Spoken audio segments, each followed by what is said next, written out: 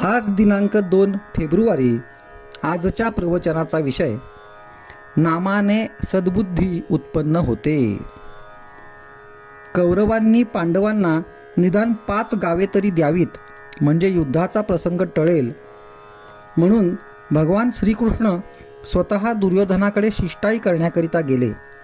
त्यावेळी दुर्योधनाने सांगितले की देवा, तू म्हणतोस ते सर्व बरोबर आहे. न्यायाच्या दृष्टीने तू म्हणतोस तसे काहीतरी करणे जरूर आहे, पण तसे करण्याची मला बुद्धीच होत नाही. त्याला मी काय करू?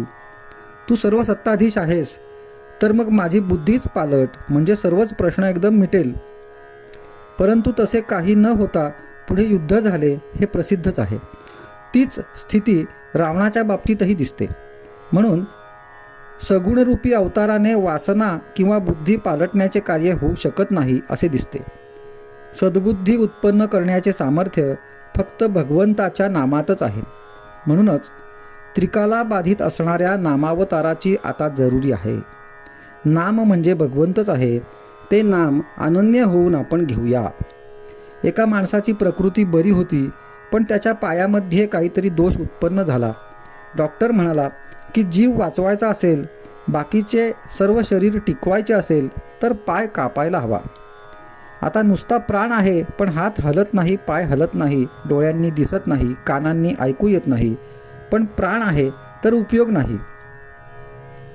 या उलट बाकी सगळे आहे पण प्राण नाही, तरीही उपयोग नाही.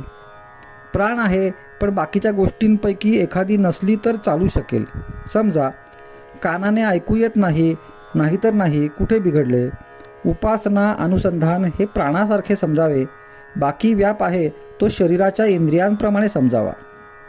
यात भगवंताचे अनुसंधान चुकले तर प्राणच गमावल्यासारखे आहे. ते सांभाळून जे करता येईल तेवढेच करणे जरूर आहे. ते न सांभाळता बाकीच्या गोष्टी केल्या तर अंती निराशा आहे.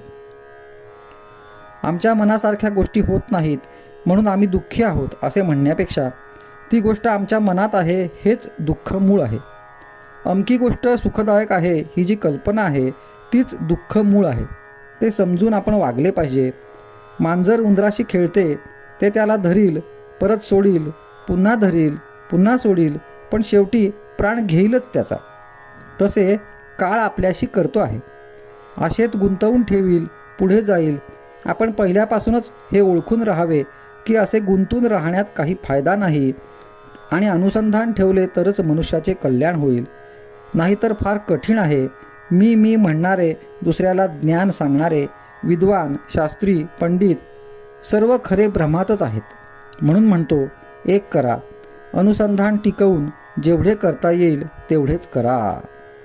आजचा सुविचार: आपल्या इच्छेनुसार गोष्टी घडत नाहीत, ही भगवंताची कृपाच आहे.